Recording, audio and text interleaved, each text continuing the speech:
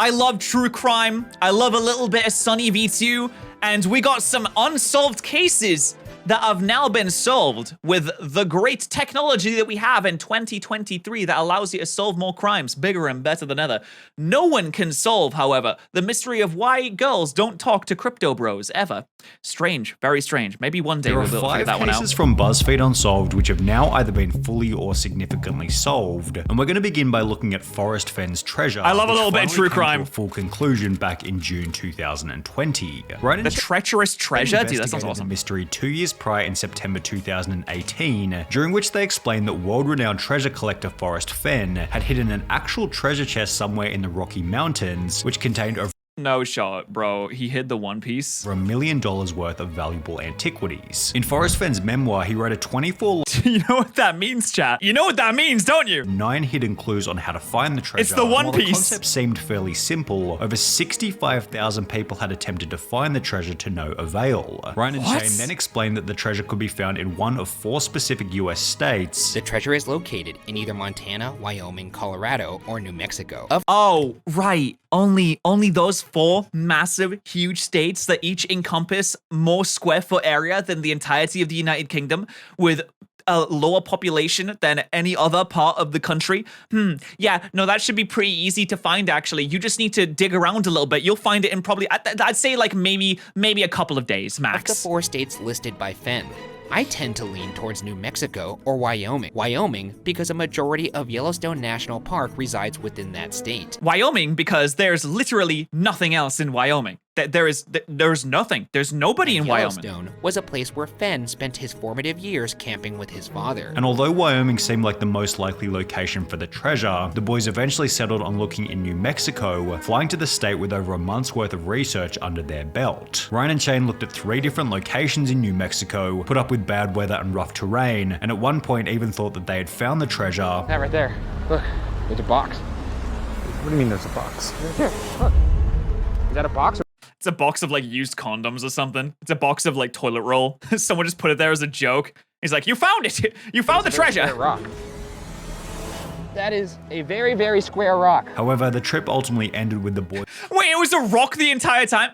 It's not just a treasure chest. It's a rock. empty-handed. I think we may just have to come to terms with the fact that we're not going home with treasure. And the location of Forrest Fenn's treasure remained a mystery. Chances were pretty low to begin with, to be honest. Approximately 2 years later, on the 6th of June 2020, when the following post was made to Forrest Fenn's personal blog. It was under a canopy of stars in the lush forested vegetation of the Rocky Mountains, and had not moved from the spot where I hid it more than 10 years ago. I do not know the person who found it, but the poem in my book led him to the precise spot. I congratulate the thousands of people who participated in the search. That's so cool. And hope they will continue to be drawn by the promise of other discoveries. So the search is over. Look for more information and photos in the coming days.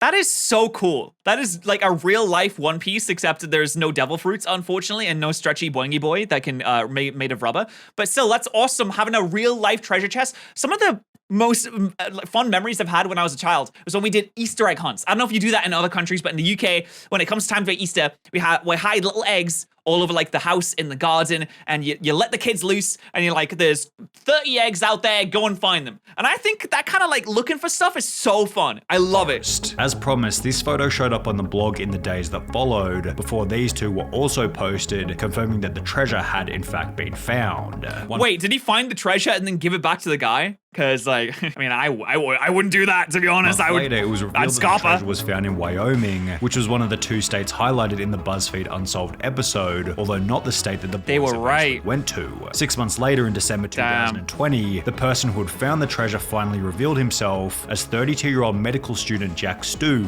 who coincidentally used to be one of BuzzFeed's writers. Oh, I bet he sleuthed all the info that the other folk found, and then he used that to find it himself. Jack found out about the case in 2018, the same year that Ryan and Shane investigated it, and stated that he thought about it for at least a couple hours a day every day since he learned about it, also adding that he planned on selling the treasure to pay off his student loans. Oh my god, dude.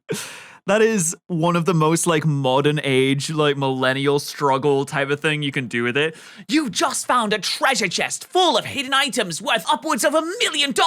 What are you gonna do? He's like, well, I'm kind of in debt. I probably need to pay off my loans. Like, Jesus Christ, man, that's insane. The treasure went up for auction on the 13th of December 2022, and after a whopping 1,643 bids, eventually sold for an impressive $1.3 million US. Damn, While it took over 10 nice. years for someone to eventually find the treasure, this is nothing when compared to the boy in the box, who was recently identified after 65 years of mystery. Ryan and Shane covered the boy in the box back in August 2007. Oh God, I thought there was a guy standing behind him. It's a model. I thought there was just a dude standing there. With the major details being that in 1957, a box was found on the side of a road in Philadelphia, Pennsylvania, which contained the body of a boy between 4 and 6 years of age. Oh The box had serial numbers on the outside, a blanket on the inside, and items of clothing at least he had a blanket around it. However, despite having access to numerous pieces of evidence, authorities were unable to identify who the boy was. For this reason, the boy was buried with a gravestone reading America's Unknown He was just Child, like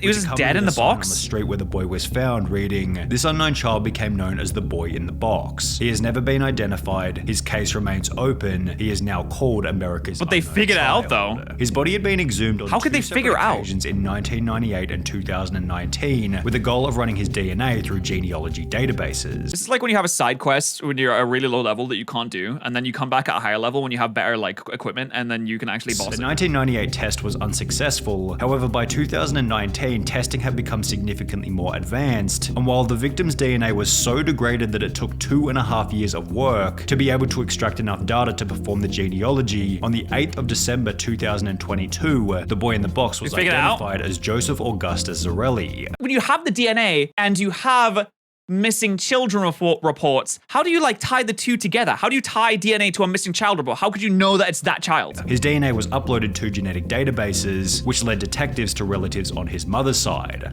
Oh, databases. I didn't think about databases, Pouring of through course. birth records, they were also able to identify his father. They also learned that Zarelli's mother had Did the mother kill them? children. Police refused to speculate on who killed Zarelli, though they Okay, noted we never had mind. our suspicions, meaning that while this identification I think usually when like kids like this die, like, isn't it mostly the parents? It's like someone in the family that does it. It's usually not just like random folk that go around killing kids. It's usually is like extremely the fresh parent. at the time of making this video, it's possible that the case could be fully solved sometime in the near future.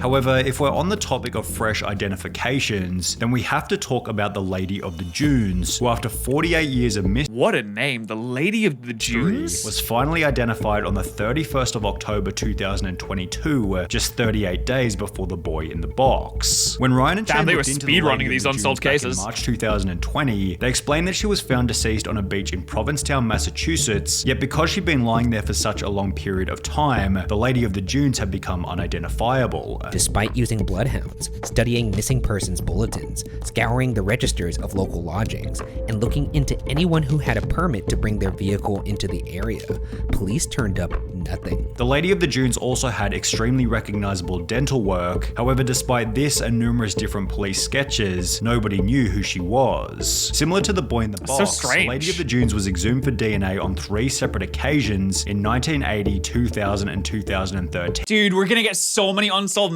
mysteries solved because of the fact that just technology is getting better and better as time goes on. Like if you murdered someone in the past, you better be scared because we're getting better at solving these things. And you might think that just because something's 20 years old, 30 years old, it can't be solved, but clearly that's not correct. So the moral of the story here is don't kill anyone at any point, and even if you do, you will never be safe. That you will. And I think murderers, they must go around their entire life just waiting for the moment they get the knock on the door from the police. If you, as soon as you've done that, you're buggered for life.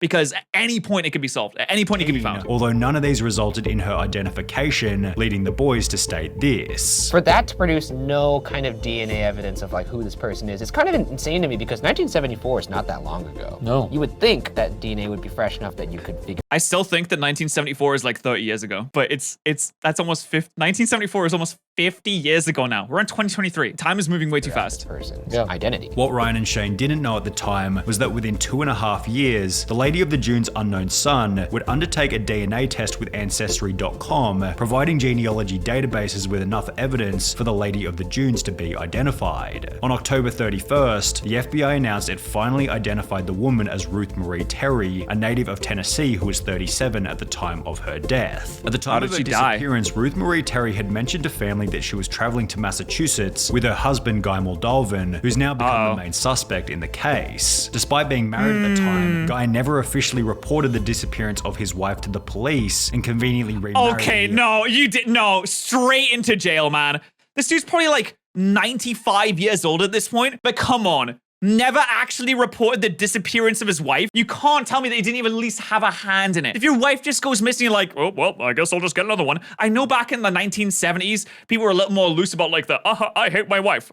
She's probably just slipped down the stairs or something. I don't know. I guess I'll find another one. But still, come on. You don't even mention it to anyone? Nah, dude, he did it. Later, as if nothing had ever happened. What's even crazier is that Guy Moldalvin's previous wife had also gone missing and was eventually found dead alongside his daughter inside a septic tank on Guy's Seattle home. What, dude? There's no way. This is not even not a main suspect. Really, suspect.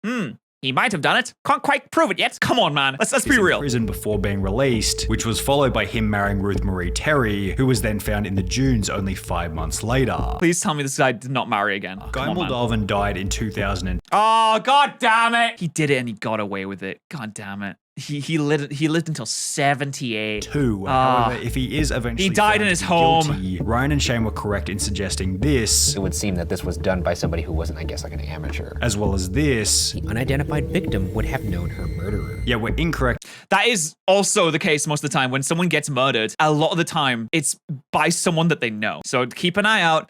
Your dog could be planning something. Suggesting that the crime had been done by an Italian mob boss or schizophrenic prison inmate Haddon Clark. However, in the case of Amelia Earhart, one of the theories put forward by the boys I feel like I've heard that name before. True. Ryan and Shane explained that Amelia Earhart was trying to become the first woman to fly around the world. However, on the stretch between Papua New Guinea and the Howland Islands in the South Pacific, Amelia Earhart, her navigator Frank Noonan, as well as their plane vanished and were never found again. The main theory put forward in the Unsolved Bermuda episode Triangle was that Earhart's plane had run out of fuel and either crashed into the ocean or had successfully made a crash landing on the South Pacific island of Nkumaroro, where she lived happily until she died of old age at 96 on the island. I think running out of fuel seems like it wouldn't be the case, because if you're doing this, I want to go around the whole world, you're an expert, and they got that far to begin with, right? I don't feel like they're the kind of people that would take off without the adequate amount of fuel to be able to get there. Even though it is a really long flight, they seem to be professional, Evidence surely. for the successful crash landing was that 2 years after Earhart's disappearance, a British colonial officer by the name of Gerald Gallagher found a campfire, sextant, and a partial human skeleton on the previously uninhabited island. The bones were sent to a physician in Fiji, who concluded that they most likely belonged to a male who was short, stocky, and of European descent. Wait, that's the guy? The possibility that the bones belonged to Earhart. Never mind. Ryan went on to explain that at a later date, the bones had been run through an updated database, which suggested that they could have belonged to a tall woman of European descent, which fit the description of Earhart perfectly. Well, a tall woman back then was 5'7". I know like an average woman height is like 5'4", 5'5", but it's not that approximately a year after the BuzzFeed Unsolved episode was uploaded, an article popped up on npr.org titled "New Research Claims Bones Found 80 Years Ago on Pacific Atoll Likely Amelia Earhart's," which explained that the bones had been run through Modern Ancestry Program 4-disc, which found that Hoodless had incorrectly determined the sex of the remains. The data revealed that I feel like the that's bones have very more easy to similarity do. Earhart than to 99% of individuals in a large reference sample. It's a bit of a stretch to call the case of Amelia Earhart solved based on a couple of correctly sized bones. However, where did Fred go, though? Is Fred just like disappear into the wilderness? Like, what happened to him? Better evidence for the person featured in BuzzFeed Unsolved's very first episode, the Somerton Man, who was finally identified in July 2022 after 74 years of mystery. The Somerton Man was found dead on a beach in Adelaide, Australia back in 1948, dressed immaculately in a full suit with polished shoes. Strangely enough, all of the tags had been removed from his clothing, with his fingerprints failing to hint at who he might be. The case case became even weirder when a torn piece of paper was found sewn into his pants with the Persian phrase tamam shud written on it, which translated to "it has ended," with the case reaching even deeper levels. Bro, he was taken out by the mob.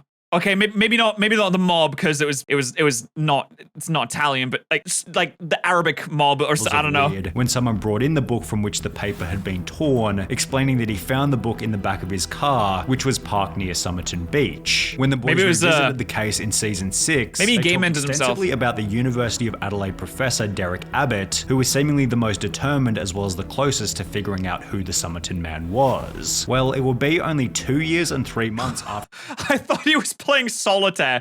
I was like, why are they including this? He's just playing solitaire. What this Unsolved episode that Derek Abbott would finally achieve a breakthrough using the Somerton man's hair. We looked for people with no date of death on that tree.